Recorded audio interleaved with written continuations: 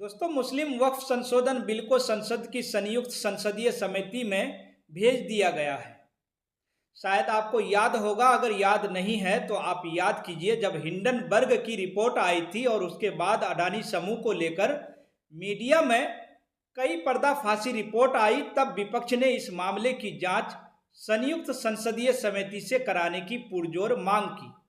धरना प्रदर्शन दिया, मगर सरकार ने इनकार कर दिया, मांग नहीं मानी। वक्फ संशोधन बिल को जेपीसी में भेज दिया गया है और इसके सदस्यों का ऐलान भी हो गया।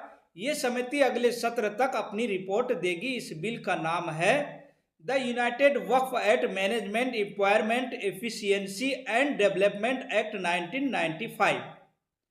संक्षेप में इसे उम्मीद कहा जा रहा है। वक्फ बोर्ड का कानून अब उम्मीद कहा जाएगा।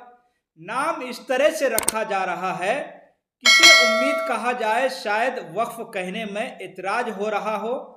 वक्फ बिल एक बहुत व्यापक मुद्दा है, एक एपिसोड में करना शायद मेरे लिए तो संभव नहीं है, लेकिन लोकसभा में उठाए गए सवालों से कुछ बातों पर बातचीत हो सकती है।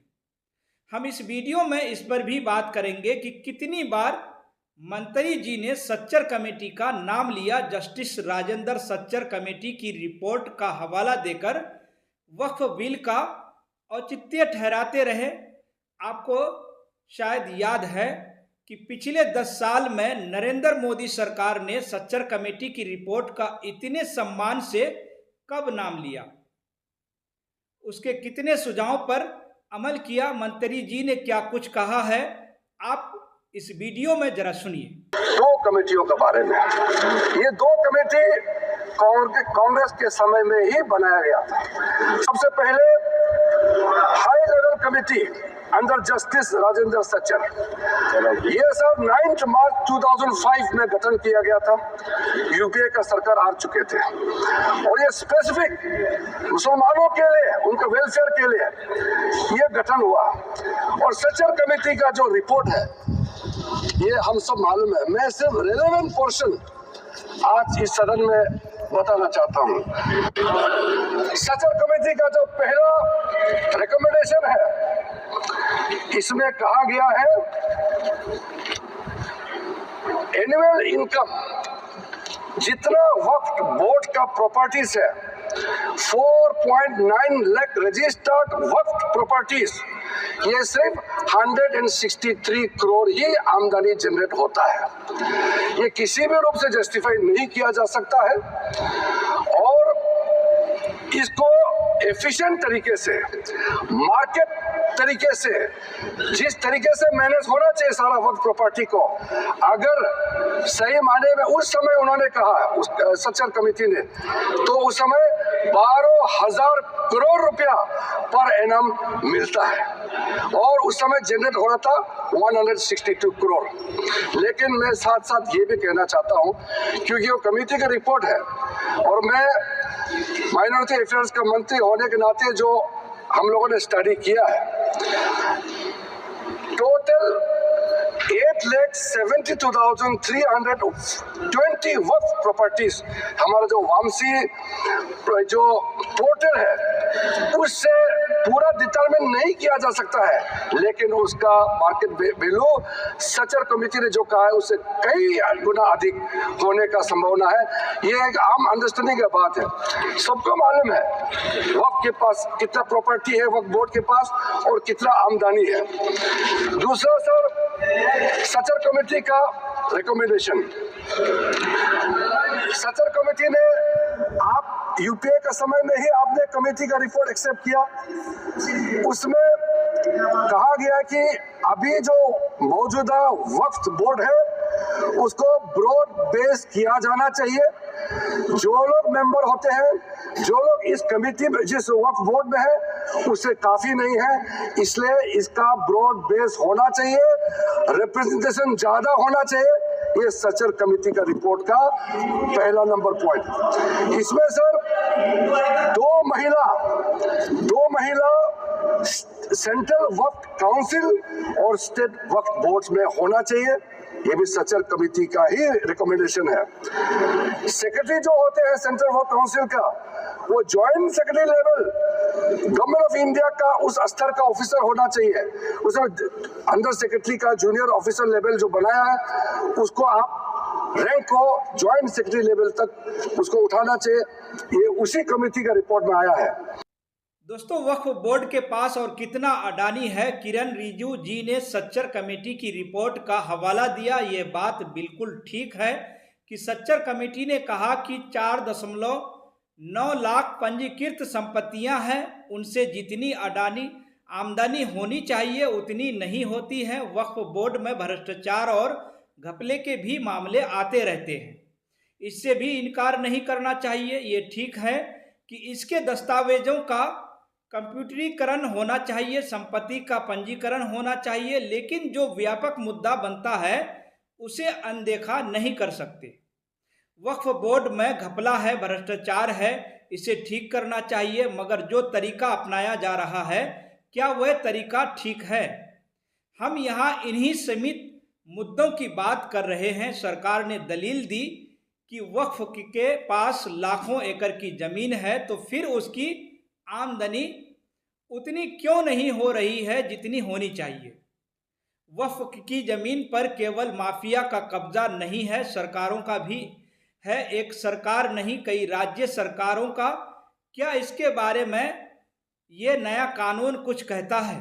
केंद्र से लेकर राज्य सरकारों ने वक्फ बिल की जमीन पर अपने दफ्तर तक बना लिए।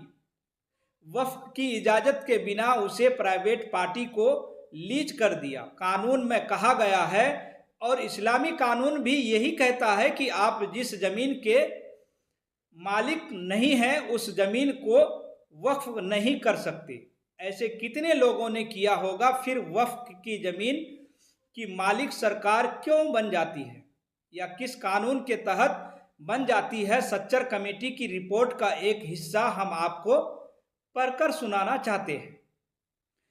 दरअसल दोस्तों, रिपोर्ट में लिखा है कि वक्फ संपत्तियों पर अतिक्रमण केवल निजी व्यक्तियों द्वारा नहीं किया जाता है, बल्कि समिति ने ये भी देखा है कि देश भर में सरकार और उनके विभाग उन्हें अधिग्रहित कर लेते हैं। दोस्तों, वक्फ बोर्ड के पास और कितना आमदनी है, किरण रिजिजू जी ने सच्चर कमेटी की रिपोर्ट का हवाला दिया। ये बात बिल्कुल ठीक है कि सच्चर कमेटी ने कहा कि 4.9 लाख पंजीकृत संपत्तियां हैं, उनसे जितनी आमदनी होनी चाहिए उतनी नहीं होती है। वक्फ बोर्ड में भ्रष्टाचार और घपले की भी मामले आते रहते हैं, इससे भी इनकार नहीं करना चाहिए। ये ठीक है कि इसके दस्तावेजों का कंप्यूटरीकरण होना चाहिए, संपत्ति का पंजीकरण होना चाहिए, लेकिन जो व्यापक मुद्दा बनता है उसे अनदेखा नहीं कर सकते। वक्फ बोर्ड में घपला है, भ्रष्टाचार है, इसे ठीक करना चाहिए, मगर जो तरीका अपनाया जा रहा है क्या वह तरीका ठीक है? हम यहाँ इन्हीं सीमित मुद्दों की बात कर रहे हैं। सरकार ने दलील दी कि वक्फ के पास लाखों एकड़ की जमीन है, तो फिर उसकी आमदनी उतनी क्यों नहीं है, उतनी क्यों नहीं हो रही है जितनी होनी चाहिए? वक्फ की जमीन पर केवल माफिया का कब्जा नहीं है, सरकारों का भी है। एक सरकार नहीं, कई राज्य सरकारों का। क्या इसके बारे में ये नया कानून कुछ कहता है? केंद्र से लेकर राज्य सरकारों ने वक्फ की जमीन पर अपने दफ्तर तक बना लिए।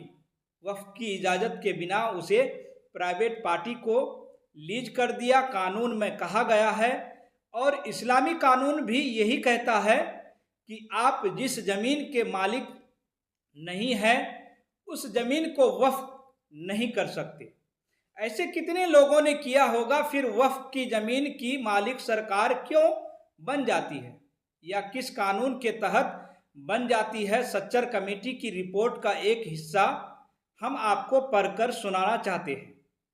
दोस्तों, रिपोर्ट में लिखा है कि वक्फ संपत्तियों पर अतिक्रमण केवल निजी व्यक्तियों द्वारा नहीं किया जाता है, बल्कि समिति ने ये भी देखा है कि देश भर में सरकार और उनके विभाग इन्हें अधिग्रहित कर लेते हैं। अतिक्रमण के दो स्वरूप हैं: संपत्ति को बिना किसी किराए या किसी भी प्रकार का कोई पैसा दिए पूरा का पूरा हड़प लेना। दूसरा, अधिग्रहण करने वाला व्यक्ति बहुत ही मामूली किराया दे, जिसमें दशकों से कोई बदलाव ना हुआ हो। निजी अधिग्रहण की संख्या बहुत अधिक है, ये देश भर में फैले हैं और कानूनी दांव पेच में उलझे हैं। ये देखा गया है कि प्रादेशिक और सरकारी विभागों के रवैये के कारण उन कल्याणकारी उद्देश्यों का बड़े स्तर पर पतन हो रहा है जिनके लिए वक्फ का निर्माण किया गया था। सच तो दोस्तों ये है कि सरकार द्वारा वक्फ जमीन का अधिग्रहण प्राधिकरण के लिए न सिर्फ शर्म की बात है, बल्कि ये निजी अधिग्रहण करने वालों का साहस बढ़ा देती है और मुस्लिम समुदाय की स्थिति में सुधार और पुनर्निर्माण में रुकावट का काम कर रहा है। सच्चर कमेटी की रिपोर्ट में लिखा है कि 1976 में प्रधानमंत्री इंदिरा गांधी ने सभी मुख्यमंत्रियों को पत्र लिखा था कि वक्फ की जमीन खाली कर दें या बाजार की दर से उन्हें किराया दें। इसके बाद से किसी प्रधानमंत्री ने ऐसा नहीं किया। मंत्री जी ने इसका जिक्र नहीं किया। किरण रिजिजू ने कि वक्फ की संपत्ति पर सरकारों ने भी खूब कब्जा किया है। सरकारों ने राज्य बोर्ड के गठन की परवाह भी नहीं की, न उनकी इजाज़त लेनी जरूरी समझी। अगर सरकार की नीयत में ईमानदारी होती तो वह बताती या ऐसा प्रावधान करती कि वक्फ की संपत्ति का इस्तेमाल सरकार अब नहीं करेगी और जिन मामलों में सरकार ने किया है उसे लौटा देगी। रिसर्च करने के दौरान ये निकल कर सामने आया कि अदालत से जीत जाने के बाद भी कुछ मामलों में वक्फ की संपत्ति वापस नहीं की जाती है, जबकि कुछ मामलों में की गई है। ये जो बताया जा रहा है कि वक्फ बोर्ड मुकदमेबाजी में फंसा है, तो उसका एक बड़ा कारण खुद सरकार भी दोस्तों है। एक और कारण है archaeological survey of India ASI, जिसने कई जगहों पर संरक्षण के आधार पर मस्जिदों और दरगाहों की जमीनों का अधिग्रहण किया है। इसे लेकर भी तमाम वक्फ बोर्ड कोर्ट गए और जाहिर है मुकदमों की संख्या इन वजहों से ज़्यादा होती होगी। तो किरण रिजिजू ने क्या कुछ कहा है, जरा इस वीडियो को भी सुनिए। इसके अंदर में 12,792 केसेस आज वक्फ बोर्ड्स में पेंडिंग है, 19,207 ट्राइब्यूनल्स में पेंडिंग है।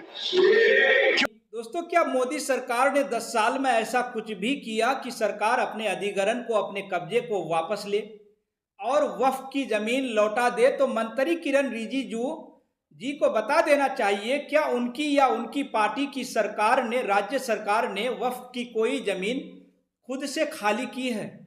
और अगर बाजार दर से किराया देने का फैसला किया है, अब अगर सरकार ही कब्जा करें, अधिग्रहण कर लें, किराया बाजार की दर पर ना दे, तो वक्फ बोर्ड जमीन से हजारों करोड़ की आमदनी कैसे करेगा? जिसका दावा मंत्री जी कर रहे हैं कि सही से अगर इसका प्रबंध किया जाए तो 12,000 करोड़ सालाना कमाई हो सकती है, जिससे गरीब मुसलमानों की आर्थिक मदद की जा सकती है। लेकिन अव्वल तो सरकार अगर मदद करना चाहती है तो 12,000 करोड़ कोई बड़ी रकम नहीं है। खुद से इंतजाम सरकार कर सकती थी। लेकिन आप यहाँ पर जरा सोचिए, क्या मंत्री जी इस बात का जिक्र किया? क्या मोदी सरकार ने इसका कभी खंडन किया? तो दोस्तों, आप इस पूरे मुद्दे को लेकर, वक्फ संशोधन बिल के पूरे मुद्दे को लेकर आप क्या सोचते हैं? आपकी जो भी राय हो, आपकी जो भी प्रतिक्रिया हो, आप हमारे कमेंट बॉक्स में आप अपनी प्रतिक्रिया जरूर दें। और दोस्तों, जितना हो सके चैनल को शेयर करें। अगर आप अभी तक हमारे चैनल यानी KNE न्यूज़ को सब्सक्राइब अगर नहीं किए हैं तो जल्दी से सब्सक्राइब ज़रूर कर लें। और वीडियो अगर पसंद आई हो तो वीडियो को लाइक करना बिल्कुल भी ना भूलें। फिलहाल दोस्तों, इस खबर में इतना ही। फिर मिलेंगे जल्द अगली खबरों के साथ। आप सभी का बहुत बहुत शुक्रिया, धन्यवाद। जय हिंद, जय भारत।